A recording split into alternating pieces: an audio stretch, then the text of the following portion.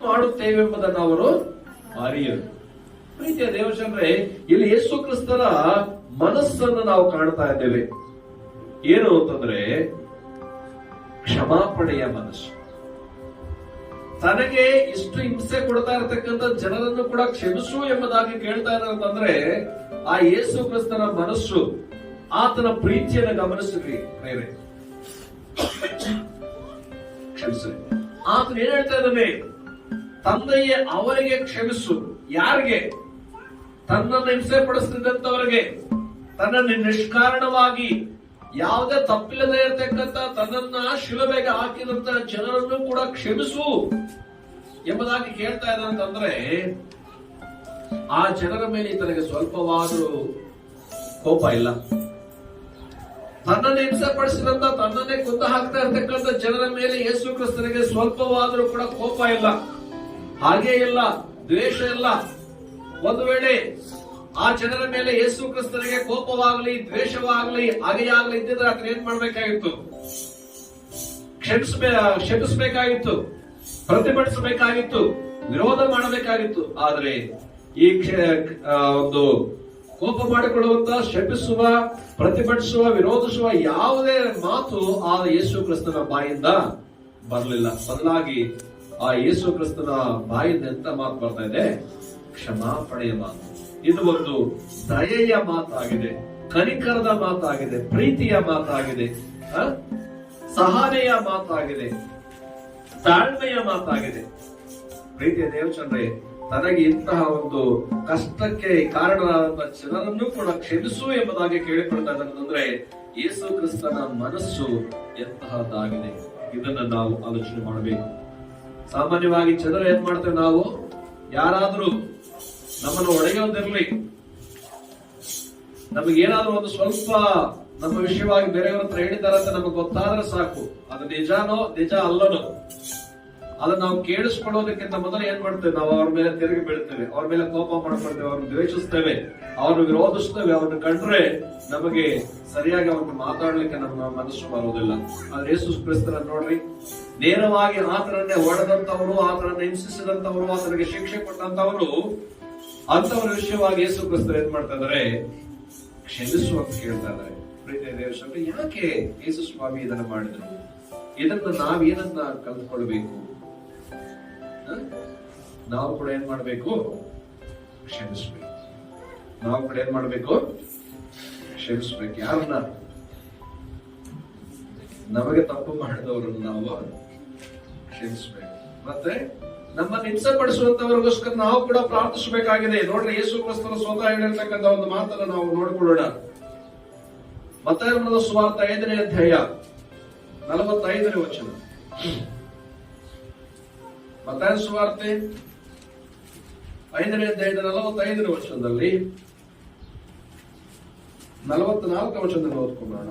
ಆದರೆ ನಾನು ನಿಮಗೆ ಹೇಳುವುದೇನೆಂದರೆ, ನಿಮ್ಮ ವೈರಿಗಳನ್ನು ಪ್ರೀತಿಸಿರಿ, ನಿಮ್ಮನ್ನು ಹಿಂಸೆ ಪಡಿಸುವವರಿಗೋಸ್ಕರ ದೇವರನ್ನು ಪ್ರಾರ್ಥಿಸಿರಿ. 45, ಹೀಗೆ ಮಾಡಿದರೆ ನೀವು ಪರಲೋಕದಲ್ಲಿರುವ ನಿಮ್ಮ ತಂದೆಗೆ ಮಕ್ಕಳಾಗುವಿರಿ. ಆತನು ಕೆಟ್ಟವರ ಮೇಲೆಯೂ ಒಳ್ಳೆಯವರ ಮೇಲೆಯೂ ತನ್ನ ಸೂರ್ಯನು ಮೂಡುವಂತೆ ಮಾಡುತ್ತಾನೆ, ನೀತಿವಂತರ ಮೇಲೆಯೂ ಅನೀತಿವಂತರ ಮೇಲೆಯೂ ಮಳೆ ಸುರಿಸುತ್ತಾನೆ. ಪ್ರೀತಿಯ ದೇವರೇ, ಯೇಸು ಸ್ವಾಮಿಯವರು ಇದನ್ನು ಯಾಕೆ ಮಾಡಿದ್ರು ಅಂತ ಹೇಳುವಾಗ ನಮಗೆ ಆತನು ಮಾದರಿಯನ್ನು ತೋರಿಸಿದ್ದಾನೆ. ಎಂತಹ ಮಾದರಿ? ಕ್ಷಮಾಪಣೆಯ ಮಾದರಿ. ಭೂಲೋಕದಲ್ಲಿ ಆತನು ಜೀವಂತವಾಗಿದ್ದಾಗ ಶಿಷ್ಯರಿಗೆ ಇದನ್ನು ಕಲಿಸಿದರು. ಇನ್ನೊಂದು ಯೇಸು ಕ್ರಿಸ್ತನಲ್ಲಿರ್ತಕ್ಕಂಥ ಪ್ರತ್ಯೇಕತೆ ಏನಂತಂದ್ರೆ, ಯೇಸು ಸ್ವಾಮಿ ಜನರಿಗೆ ಏನಾದರೂ ಬೋಧಿಸಿದಾರಂತಂದ್ರೆ ಅದು ಮೊದಲು ತನ್ನ ಜೀವಿತದಲ್ಲಿ ಆತನು ಅಳವಡಿಸಿಕೊಂಡಿದ್ದಾನೆ. ನೋಡ್ರಿ, ಆತನು ಬೋಧನೆ ಮಾಡಿದನ್ನ ಶಿಲುಬೆಯಲ್ಲಿ ಏನ್ ಮಾಡಿದ್ದಾನೆ? ಮಾಡಿ ತೋರಿಸಿದ್ದಾನೆ. ಈ ಲೋಕದಲ್ಲಿ ತುಂಬಾ ಜನ ಇದ್ದಾರೆ, ಉಪದೇಶ ಮಾಡುವಂತವ್ರು, ಬೋಧನೆ ಮಾಡುವಂತವ್ರು. ಅವ್ರು ಕೇವಲ ಉಪದೇಶ ಮಾಡ್ತಾರೆ, ಆದ್ರೆ ತಮ್ಮ ಜೀವಿತದಲ್ಲಿ ಅದನ್ನ ಕೈಕೊಂಡು ನಡೆಯಲ್ಲ. ಆದ್ರೆ ಯೇಸು ಸ್ವಾಮಿ ಅವರು ಏನು ಹೇಳಿದಾನೋ ಅದರಂತೆ ನಡೆದುಕೊಂಡಿದ್ದಾನೆ. ಏನು ಉಪದೇಶ ಮಾಡಿದಾರೋ ಅದನ್ನ ತನ್ನ ಜೀವಿತದಲ್ಲಿ ಆತನು ಮಾಡಿ ತೋರಿಸಿದ್ದಾನೆ. ಇದು ಯೇಸು ಕ್ರಿಸ್ತನಿರ್ತಕ್ಕಂತಹ ಒಂದು ಪ್ರತ್ಯೇಕತೆ. ಪ್ರೀತಿಯ ದೇವರೇ, ನಾವು ಏನ್ ಮಾಡ್ಬೇಕು? ನಾವು ಕೂಡ ಇತರರ ತಪ್ಪುಗಳನ್ನ, ಇತರರ ಪಾಪಗಳನ್ನ ನಾವೇನ್ ಮಾಡ್ಬೇಕು? ಕ್ಷಮಿಸಬೇಕು ಪ್ರೇರೆ. ಒಂದು ವೇಳೆ ಕ್ಷಮಿಸದೆ ಹೋದರೆ ನಮ್ಮ ಪಾಪಗಳು ಕೂಡ ಕ್ಷಮಿಸಲ್ಪಡುವುದಿಲ್ಲ. ಇದೇ ಮತ್ತಾಯ ಸುವಾರ್ತೆಯಲ್ಲಿ 6ನೇ ಅಧ್ಯಾಯದಲ್ಲಿ ಯೇಸು ಕ್ರಿಸ್ತರು ಪರಲೋಕದ ಪ್ರಾರ್ಥನೆಯನ್ನ ತನ್ನ ಶಿಷ್ಯರಿಗೆ ಕಲಿಸ್ತಾ ಅವರು ಹೀಗೆ ಹೇಳ್ತಾರೆ. ಏನಪ್ಪ ಅಂತಂದ್ರೆ ನೋಡ್ರಿ, ವಚನ 12ರಲ್ಲಿ ನಮಗೆ ತಪ್ಪು ಮಾಡಿದವರನ್ನು ನಾವು ಕ್ಷಮಿಸಿದಂತೆ ನಮ್ಮ ತಪ್ಪುಗಳನ್ನು ಕ್ಷಮಿಸು ಎಂಬುದಾಗಿ. 14ನೇ ವಚನದಲ್ಲಿ ನೀವು ಜನರ ತಪ್ಪುಗಳನ್ನು ಕ್ಷಮಿಸಿದರೆ ಪರಲೋಕದಲ್ಲಿರುವ ನಿಮ್ಮ ತಂದೆಯು ನಿಮ್ಮ ತಪ್ಪುಗಳನ್ನು ಕ್ಷಮಿಸುವನು. ನೋಡಿದ್ರ, ಆತನು ಹೇಳಿಕೊಟ್ಟು ನಮಗೆ ತಪ್ಪು ಮಾಡಿದವರನ್ನು ನಾವು ಕ್ಷಮಿಸುವಂತೆ ನಮ್ಮ ತಪ್ಪುಗಳನ್ನು ಕ್ಷಮಿಸಲು ಎಂಬುದಾಗಿ ಪ್ರಾರ್ಥನೆ ಮಾಡಂತ ಯೇಸು ಸ್ವಾಮಿ ಹೇಳ್ಕೊಟ್ಟಿದ್ದಾರೆ. 14ನೇ ವಚನದಲ್ಲಿ ಅವರು ಹೇಗೆ ಹೇಳ್ತಾರೆ ಏನಂತಂದ್ರೆ, ನೀವು ಜನರ ತಪ್ಪುಗಳನ್ನು ಕ್ಷಮಿಸಿದರೆ ಪರಲೋಕದಲ್ಲಿರುವ ನಿಮ್ಮ ತಂದೆಯು ನಮ್ಮ ತಪ್ಪುಗಳನ್ನು ಕ್ಷಮಿಸುವನು. 15ನೇ ವಚನ ನೋಡ್ರಿ, ಆದ್ರೆ ನೀವು ಜನರ ತಪ್ಪುಗಳನ್ನು ಕ್ಷಮಿಸದೆ ಹೋದರೆ ನಿಮ್ಮ ತಂದೆ ಸಹ ನಿಮ್ಮ ತಪ್ಪುಗಳನ್ನು ಕ್ಷಮಿಸುವುದಿಲ್ಲ. ಆದ್ರಿಂದ ಯೇಸು ಸ್ವಾಮಿ ಕ್ಷಮಾಪಣೆಯ ಬಗ್ಗೆ ಒಂದು ಒಳ್ಳೆಯ ಮಾದರಿಯನ್ನು ತೋರಿಸಿದ್ದಾರೆ, ಒಂದು ಒಳ್ಳೆಯ ಉದಾಹರಣೆ. Is the best example to forgive. ಅದುವರೆಗೂ ಯೇಸು ಕ್ರಿಸ್ತನ ಹಾಗೆ ಕ್ಷಮಿಸಿದಂತವರಿಗೆ ಭೂಲೋಕದಲ್ಲಿ ಯಾರು ಇಲ್ಲ ಪ್ರೇರೆ. ಅದುವರೆಗೇನು, ಇದುವರೆಗೂ ಅಷ್ಟೇ ಯೇಸು ಕ್ರಿಸ್ತನಂತೆ ಕ್ಷಮಿಸಿದಂತವರಿಗೆ ಭೂಲೋಕದಲ್ಲಿ ಯಾರು ಇಲ್ಲ. ಆದ್ರಿಂದ ನಾವೇನ್ ಮಾಡ್ಬೇಕಾಗಿದೆ, ಯೇಸು ಕ್ರಿಸ್ತರ ಹೆಜ್ಜೆಯ ಜಾಡಿನಲ್ಲಿ ನಾವು ಕೂಡ ನಡೆದುಕೊಳ್ಳಬೇಕಾಗಿದೆ. ಯೇಸು ಕ್ರಿಸ್ತನಲ್ಲಿದ್ದಂತ ಮನಸ್ಸು ನಮ್ಮಲ್ಲಿ ಕೂಡ ಇರಬೇಕು.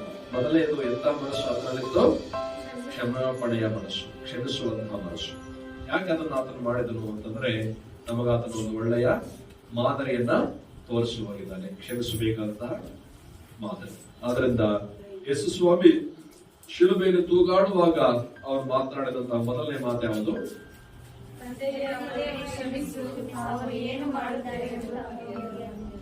ಓಕೆ, ಚಿಕ್ಕ ಪ್ರಾರ್ಥನೆ. ತಂದೆಯಾದ ದೇವರೇ, ನಮ್ಮ ರಕ್ಷಕರಾದ ಯೇಸು ಕ್ರಿಸ್ತರು ಕಲ್ವಾರಿ ಶಿಲುಬೆಯಲ್ಲಿ ಒಂದು ಒಳ್ಳೆಯ ಮಾದರಿಯನ್ನು ತೋರಿಸುವಾಗಿದ್ದಾರೆ, ಕ್ಷಮಿಸುವಂತಹ ಮಾದರಿ. ಆತನು ಕ್ಷಮಿಸುವಂತ ಮನಸ್ಸು ಆತನಲ್ಲಿತ್ತು. ಆತನ ಹಿಂಬಾಲಕರಾಗ ಆತನ ಶಿಷ್ಯರಾದಂತ ನಮ್ಮಲ್ಲಿ ಕರ್ತನೆ ಅಂತ ಕ್ಷಮಾಪಣೆಯ ಮನಸ್ಸನ್ನು ದಯಪಾಲಿಸು. ಈ ವಾಕ್ಯಗಳನ್ನು ಕೇಳಿದಂತೆ ನಮ್ಮ ಪ್ರಜೆಗಳನ್ನು ಆಶೀರ್ವಾದ ಮಾಡು. ನಿಮ್ಮ ನಾಮಕ್ಕೆ ಮಹಿಮೆ ತಂದುಕೊಳ್ಳಿ. ಕೇವಲ ವಾಕ್ಯಗಳನ್ನು ಹೇಳುವಂತವರು ಅಥವಾ ಕೇಳುವಂತವರು ಮಾತ್ರವೇ ನಾವು ಆಗಿರದೆ ವಾಕ್ಯದ ಪ್ರಕಾರವಾಗಿ ನಾವು ನಡೆದುಕೊಂಡು ಯೇಸು ಕ್ರಿಸ್ತನ ಮಾದರಿಯನ್ನು ನಮ್ಮ ಜೀವಿತಗಳಲ್ಲಿ ಅಳವಡಿಸಿಕೊಂಡಂತವರಾಗಿ ಕ್ಷಮಾಪಣೆಯ ಮನಸ್ಸನ್ನು ಹೊಂದಿಕೊಂಡಿರಲಿಕ್ಕೆ ಅವರು ನಮಗೆ ಸಹಾಯ ಮಾಡಿ. ಪ್ರಾರ್ಥನೆಗಳನ್ನು ಕೇಳಿದಕ್ಕಾಗಿ ಸ್ತೋತ್ರ. ನಮ್ಮ ರಕ್ಷಕರಾದ ಯೇಸು ಕ್ರಿಸ್ತನ ಮುಖಾಂತರ ಬೇಡಿಕೊಳ್ಳುತ್ತೇವೆ ತಂದೆಯೇ, ಆಮೆನ್.